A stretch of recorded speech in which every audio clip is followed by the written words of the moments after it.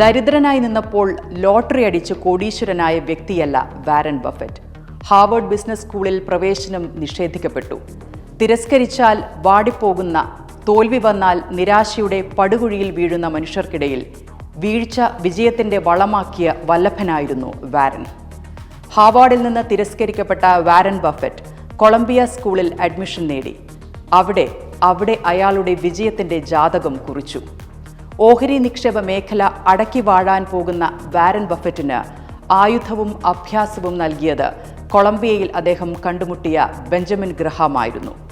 മൂല്യാധിഷ്ഠിത നിക്ഷേപത്തിന്റെ നായകനായ ബെഞ്ചമിൻ വില ഇടിഞ്ഞു നിൽക്കുന്ന സ്റ്റോക്കുകൾ പഠിച്ച് സുരക്ഷിതമായ എണ്ണം നിശ്ചയിച്ച് ആ ഓഹരികളിൽ നിക്ഷേപിക്കണമെന്ന ബെഞ്ചമിൻ ഗ്രഹാമിന്റെ ഫിലോസഫിയാണ് ജീവിതകാലം മുഴുവൻ വാരൻ ബഫറ്റിന്റെ നിക്ഷേപക മന്ത്രമായത്.